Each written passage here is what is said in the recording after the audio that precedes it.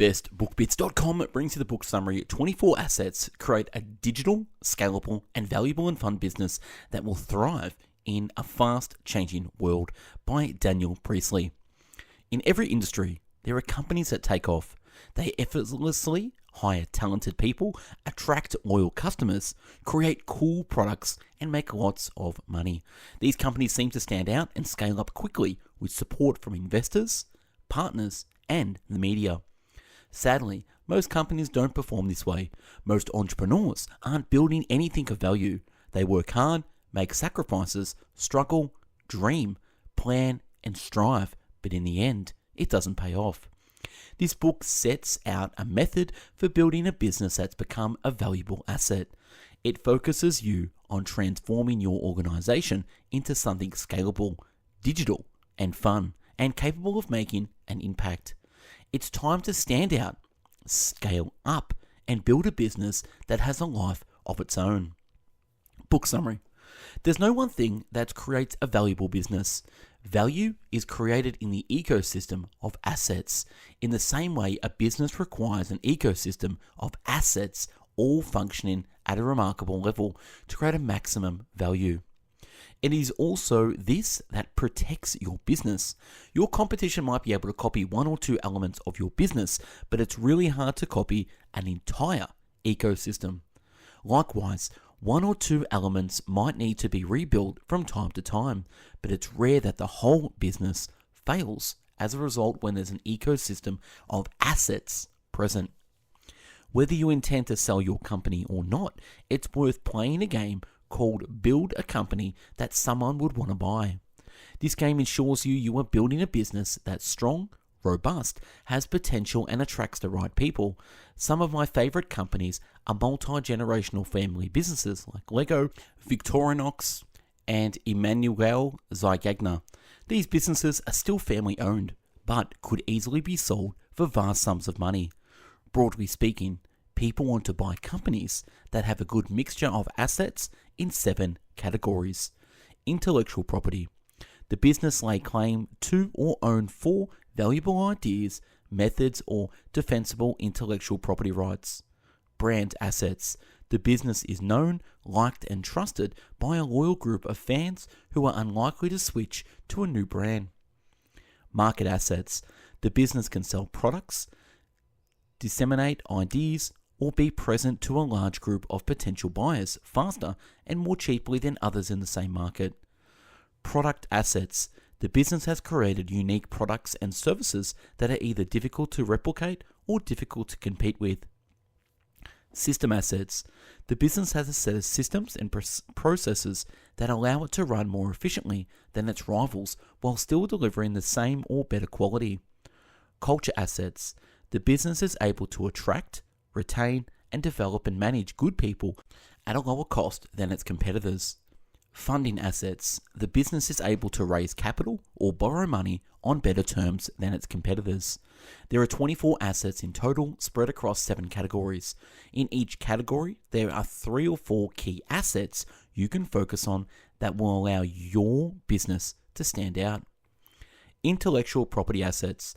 Today, fast-growing businesses run on intellectual property assets, ideas that have been formalized into legally protectable property, e.g., libraries of text, images, videos, and audio files, codes, algorithms, and methodologies that a business has devised, such as bestbookbits.com. We've done over 1,000 book summaries in video, written, and audio format, so you can check us out on YouTube, Spotify, Google Podcast, and follow the book summary website there. Mark Zuckerberg joined the world's top 10 richest people by the age of 30 because of his ideas on how people network online. His assets are mostly intangible, the vast data, patents, algorithms, trademarks, and registrations, along with all the other digital assets that make up Facebook. Clive Rich is a barrister who's done over £10 billion worth of deals in the music and entertainment industry. He says, "Intellectual property is everywhere and in your business and deserves to be discovered, valued, and protected. Your intellectual property could come one day to be worth more to you than bricks and mortar. The internet is an engine for scaling and commercializing your intellectual property globally. Without intellectual property, you're a consumer on the web. With intellectual property, you're able to build wealth. Brand assets. Being known, liked, and trusted follows assets. In a world full of choices for every product and countless unethical suppliers in every industry, a trusted brand has become more valuable than ever. Consider the impact of a brand on commoditized products.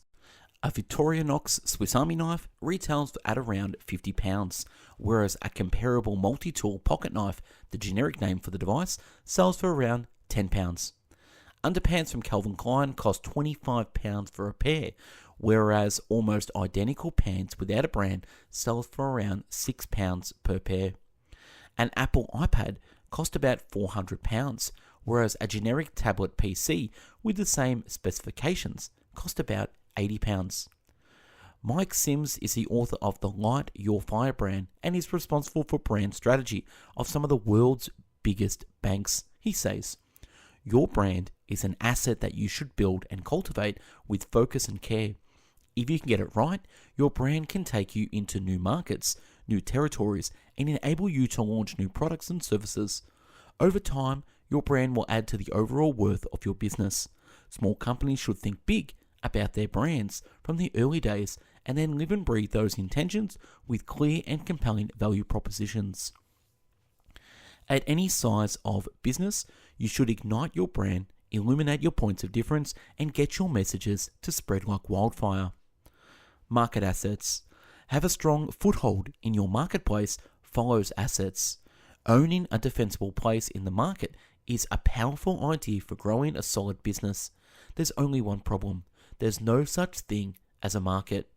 A market is an abstract concept that people selling something like to imagine. If you're selling a business class plane tickets, you imagine millions of business travelers. If you're a life coach, you imagine a market of professional executives looking for ways to improve their lot in life, with the money to pay for support. As buyers, we do not think of ourselves as being part of a market. We are individuals with personal needs, wants, and criteria for buying something. We don't care how many other people are looking to buy something similar to how much the aggregate spend of all buyers will amount to in the year. We all care about is buying something we know, like, and trust, and we can adequately care for our personal desires. Martin Days built and sold Coffee Nation for over $60 million. He says, "We achieved a lot of our growth through cultivating market assets. We had a powerful channel partner strategy that led us to being in over 1,500 locations in under 7 years. We positioned ourselves only as premium serve coffee in the UK and were featured in leading publications for it. We also used data to show the impact of our product in drawing new and engaged customers to their locations. I encourage all businesses to build assets that position you powerfully, give you access to your market, and allow data to flow back to your business." Product assets. Delivering consistent value to clients follows assets. Most people think of a product as a set of physical items with some packaging, like an iPhone in a box, a tube of toothpaste at the store, a luxury pen in a special leather case, or a stylish item of clothing in a branded shopping bag. This is a simplistic view and overlooks the key elements that really make up the value of a product. Another way of looking at a product is to see it as a replaceable and consistent way of achieving a desired outcome that your customer wants. It could be delivered the same way in any number of cities across the world at a comparable price point. A product is more than its physical components. What makes a bottle of champagne worth 4 times more than a bottle of Prosecco? It's not the bottle, the label, the bubbles, or the cork. Despite differences in the grapes and the production method, very few people can tell you which product is which when given a blind taste test. Champagne is, however, a different product to Prosecco. Champagne is a product people buy for an important celebration, and Prosecco is a product for less important occasions. Nick Rickson built and sold a highly valuable product packaging business. He then went on to grow a global team of business coaches working with intellectual property. He says, people don't want your time and they don't want your expertise. They want a problem solved. They want a result and want it better, cheaper, faster, and with more emotional benefits.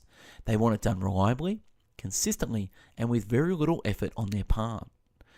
Don't fall into the trap of thinking it's about you. Your product is about the person buying and how they feel. Your product is about the person buying and how they feel. When you really connect with what your customers want, let me say that again, want, you'll be able to create products that have true value for them. People remember how they were treated in a restaurant long after they have forgotten what they ate or how much it cost. Systems assets. Predictability follows assets. With systems assets, your business becomes simple, repeatable, and predictable to run. Great businesses do not inflict problems and decisions on their teams unnecessarily. If there's already a way of getting a result, repeat that way over and over again. Systems take a few forms. Documents like operation manuals, scripts, spreadsheets, or slide decks, checklists that break a big job into lots of small steps, software that automates functions, and machines that move things around. Systems can also rely heavily on media. You can create videos that train your team, animations that explain complex ideas in a matter of minutes, or content that helps your clients solve common problems themselves rather than putting pressure on your call center. Amazon is the king of systems. It has pioneered game-changing sales and marketing systems such as one-click, affiliate portals, Amazon recommendations, and more recently, the search recognition assistant, Alexa, that is always listening to your conversations for clues on what you might buy. Amazon's warehouse crawls with automated activity as robots race around, moving products to dispatch center. The systems are so powerful that many customers are stunned when their purchases arrives in under 24 hours after being ordered. Marina Page spent 20 years in leadership role with McDonald's, developing both systems and the high-performing teams to run them. She says, systems aren't there to replace people. They are there to make life easier. Your teams, your customers, yours. With the right systems in place, your team can perform to the absolute best and take ownership for what they do every day. Whatever you might think of McDonald's or the food, you can't help but be impressed by their ability to take a moody 16-year-old who wouldn't dream of washing a dish or tidying their room at home and turn them into a productive and positive team member within weeks, preparing food, handling money, working with suppliers, and solving problems at a world-class level, with many going on a run multi-million-dollar restaurants. Systems are McDonald's secret ingredient, and you should be one of the key ingredients for every successful business owner looking to scale, franchise, or sell their business. Culture assets. High-performing teams follow assets. The true test of culture is your ability to attract, develop, and retain highly skilled employees without paying above the odds for them. It's unlikely that someone will quit their well-paid, secure job for a lower-paid position on your fledgling team unless there's something special going on. The flexible hours, the training and mentoring program, the flat structure and open dynamic of your team, or the vision and values held by your organization. All these magical ingredients make up culture, and in order to scale them, carefully document them. You need the basics like job descriptions, accountability charts, and workplace contracts, alongside investment into advanced assets such as videos that explain the vision and values, onboarding programs, performance reviews, and bonus structures. Julia Lancronier built a retail rest business in over 1,000 locations across the UK, Germany, and the rest of Europe.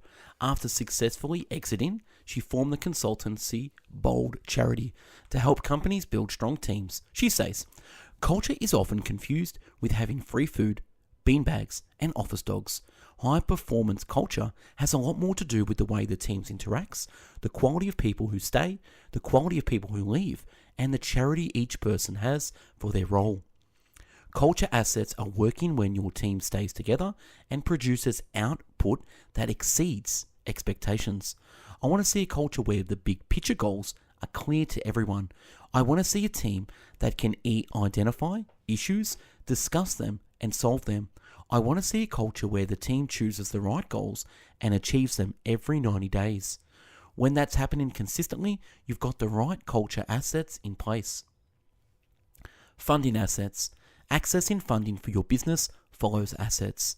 Your funding assets are the key to your business accessing money to develop your assets further. If you have the right assets in place, it's easy to get funding. If you're buying a house, the bank wants independently produced documents, pay slips from an employer, a building inspection from a certified builder, a report from a quality surveyor. If you can show the bank all these documents, they will likely lend you the money to purchase the house. It's the same for other assets like shares, arts, bonds, or land. Lenders or investors want to see documentation to prove the asset's value, the ownership structure, and the serviceability. Likewise, if your business needs funding, you'll need to show some independently produced documentations to an investor. But for some strange reason, many startups don't produce documentation from top independent providers. They show a business plan they wrote themselves, a valuation they made up, and some random slides about their ideas for the future. Then they wonder why they can't get funding. With high-quality, independently produced funding assets, you can access investment or lending the good terms, and you can use that funding to build out the other assets in your business. That's a wrap on this book, 24 Assets by Daniel Priestley. If you like it, go and buy the book. We're at Best Book Bits. Yes, I've done 1,000 book summaries in video, written in audio format. I've put together my top 150 best book bits summaries in one massive PDF download. Click the link to download this. Thank you again for watching and listening. Have yourself an amazing day. Go out there and kick some ass. Take care. Bye-bye now.